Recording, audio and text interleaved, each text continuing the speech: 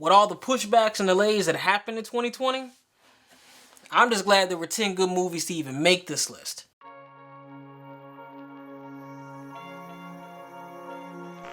What's up everybody, I'm Johnnie Omega back with a new video, this time talking about my top 10 movies of 2020. And just a quick disclaimer, like with all my movie lists, this particular list isn't made to sound sophisticated, it's not made to actually try to impress people. From a technical aspect, these aren't the 10 best made movies, these are just the 10 movies that I personally enjoyed the most. So without any further ado, let's get started with my 100% scientific but completely biased list. And starting the list off at number 10, we have Wonder Woman 84. Now I know this movie is divisive, and if I'm going to be perfectly honest, this is probably the most disappointing movie for me in terms of where it actually falls on this list. Diana Prince lives quietly among the mortals and keeps a low profile working in a museum. But soon she must muster all her strength, wisdom, and courage as she faces off against Maxwell Lord and a woman with superhuman strength and agility named Cheetah. Going into 2020, this was actually one of my most anticipated movies of the year, and it is a little bit sad for me that this falls in at number 10. Basically going from being one of my most anticipated movies to one spot away from an honorable mention. But with all that being said, at the end of the day, I still like this movie. It's not perfect and it does have flaws, but I think a lot of the hate of this movie primarily comes from the fact that it just isn't as good as the first one. And I'm gonna go ahead and call it now. Since Wonder Woman 3 is already in development, I'm gonna go ahead and add that to the list of most anticipated movies of whatever year that comes out. So if you're looking for a movie that's very divisive but you want to form your own opinion about it, go ahead and check it out. Next on the list at number 9, we have Let 'Em Go. This movie stars Kevin Costner and Diane Lane as two grandparents looking to rescue their grandson from a dangerous family living off the grid. Now, if I consider Wonder Woman 84 a disappointment purely based on where it ended up on this list, this movie would easily be the most surprising movie of the year for me because prior to 2020, I hadn't even heard of this movie. Not to mention, this movie shouldn't have even had my interest based on how you can describe it. An actor and an actress around their 60s in a slow-paced Western drama. Nothing about this movie seemed entertaining when I first heard about it, and to be honest with you, the main reason that I even clicked on the trailer to watch it was because of the two actors that were on the thumbnail, because my first thought was, hey, there goes Ma and Pa Kent. But one of my favorite things about watching movies is when you find something that unexpectedly exceeds your expectations, and this one definitely did. This movie is a lot more suspenseful than the description gives it credit for, and it kept my attention the entire time. Leslie Manville as the main antagonist pretty much steals every scene she's in, and I'm just glad I don't have to deal with a mother-in-law like that. So if you're looking for a slow burn movie with a satisfying payoff at the end, check it out. Next on the list at number 8, we have The Lovebirds. The year 2020 wasn't filled with a lot of comedies, but in my opinion, this was the funniest one. A couple on the verge of breaking up unintentionally gets entangled in a bizarre murder mystery and have to spend the rest of the night trying to clear their names. When the pandemic hit and theaters began closing, Paramount Pictures decided that it wasn't going to play release date musical chairs and just decided to go straight to Netflix with this movie a month later, and I'm glad it did. The chemistry between Kumail Nanjiani and Issa Rae was the backbone of this comedy, and for me, it just worked on every level. You bought into them being in love, and you just as easily bought into them being at each other's throats. The scenarios that they find themselves in are funny, and the reactions to those scenarios are even funnier. And all of this because they unintentionally became passengers in a hit and run murder when they thought they were helping the cops. The premise alone is funny enough, and the rest of this movie follows suit, so if you haven't seen this movie yet and you're in for a good laugh, definitely check this movie out. Next on the list at number 7, we have The Old Guard. Surprisingly, but definitely well deserved, this was actually the best comic book movie of 2020. Starring Charlize Theron, The Old Guard is about a group of mercenaries who are all centuries old and have the ability to heal themselves. They discover that somebody is onto their secret and must fight to protect their freedom. Now this movie took me by surprise too, because prior to watching it, I didn't really know much about it. I didn't watch the trailer before I watched the movie, and I didn't even know that the characters had regeneration abilities, so you can just imagine how shocked I was when the ambush scene played out. The movie in general is very entertaining and has a lot of great action sequences in it, but that's really not surprising considering that Charlize Theron movies usually have great action sequences in it. Something else I liked a lot about this movie too was the ending. Now I'm not going to give away the ending, but I love how this movie wrapped up but still left you with a cliffhanger that didn't feel forced. It set up the potential for a sequel, but it didn't seem like the movie was relying on a sequel to wrap up the story you've been watching for the last 2 hours. So if you're looking for a unique comic book movie with good action sequences and a good story, check it out. Next on the list at number 6, we have The Invisible Man.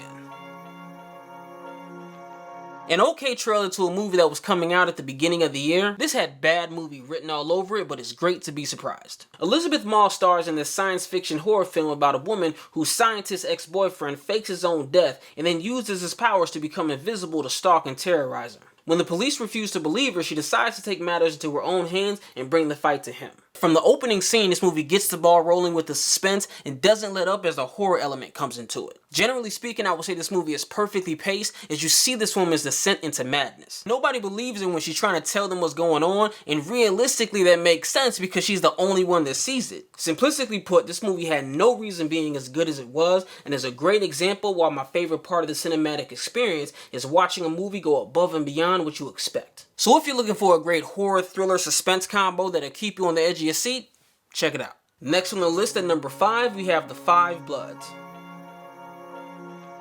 Now, if I'm to be honest, Spike Lee movies are kind of hit or miss for me, but what I will say is that when he hits, he's easily one of the best directors in Hollywood. 4 African-American vets led by Delroy Lindo go back to Vietnam to find the remains of their fallen squad leader played by Chadwick Boseman and the gold fortune he helped them hide. Now, this was the first time in 2020 where after the movie was over, I had to sit back and say to myself, yeah, I just watched the Oscar caliber performance. We're definitely going to have to put some respect on Delroy Lindo's name after this movie. And not only do I think that that's pretty much the consensus by a lot of people, I also think that this movie is going to get nominated for Best Picture, and Spike Lee is going to get nominated for Best Director. What Spike Lee put together story-wise with the raw and uncut imagery throughout the movie is a great example of a movie that was kind of hard to watch, but at the same time you couldn't take your eyes off it. And you can't forget about Chadwick Boseman because I think he did a good job in this movie too, and his character really stood out, especially when you consider his limited amount of screen time. So if you're looking for a good movie with a good story and fantastic performances set during a dark time in American history,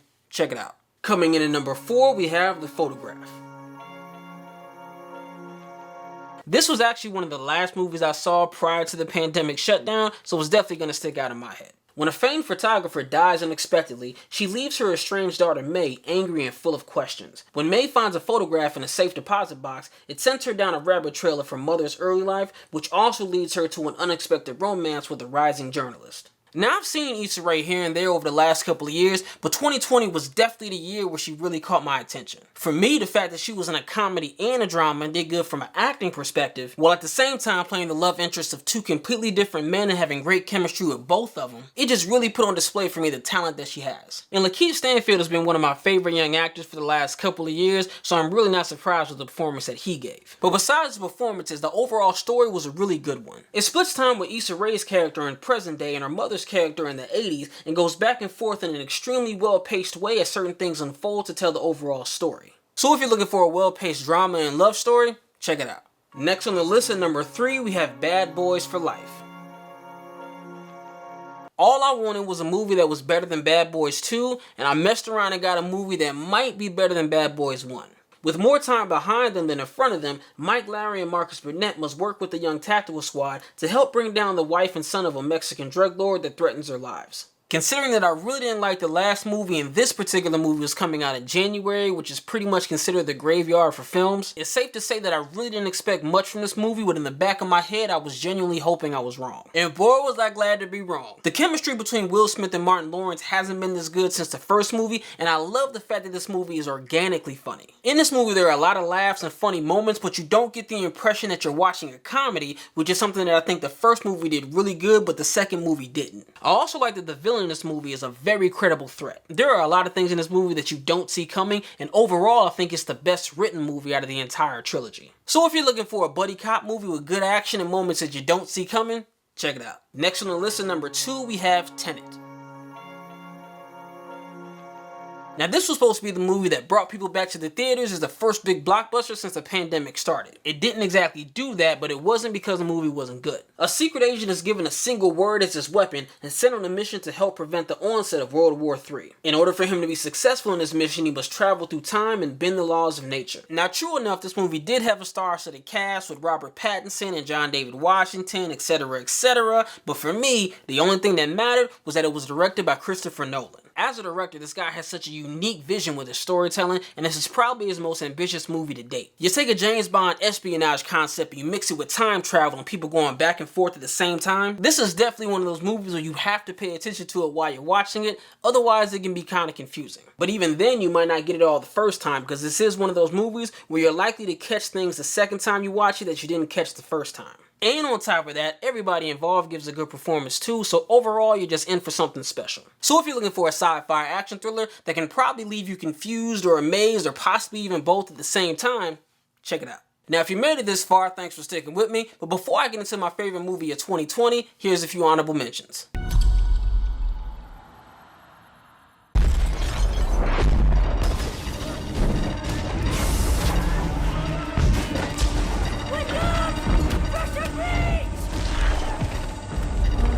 Days of old, a boy of 16 would have his strength tested in the swamps of despair. I'm not testing anything. Just let me go. Let him go. Okay, I know you're stronger than that. This is gonna sound really strange. Booker? Booker, look at me. He's crazy. Okay, Booker, can you look at me, please? Please? Booker, please, can you look at me just for a second? And taking the top spot at number 1, we have Soul. Now what's funny about this movie is that even though it's number 1 on this list, it wasn't on my most anticipated movies list at all. But it is 2020 we're talking about here, so why not? Joe is a middle school band teacher and has a passion for jazz, but his big break comes too little too late as he's transported out of his body and must find his way back with the help of another soul trying to figure out her own passion. Now, I will admit, even though this movie is number 1 for me, it's not going to hit everybody the same way. Besides the fact that not everybody's going to like everything, a 40-year-old is going to get something completely different out of this movie than a 20-year-old. That, to me, is probably the most impressive thing about this movie. It makes you think back and reflect on yourself and your own personal life choices in a way that not too many movies in the entire history of cinema can. But even on a more simplistic level, this movie has great animation, great voice acting, and it keeps you fully invested the entire time. It's everything you come to expect from a Pixar movie, and I think it's a shoo-in for Best Animated Feature at the Oscars. And I don't mean that in a hopeful way, I mean literally, if you could legally put money on the Oscars, I wouldn't even waste my money in any other category. Every dime I planned on betting would be on this particular movie. The only negative thing about this movie is that it's exclusively on Disney+,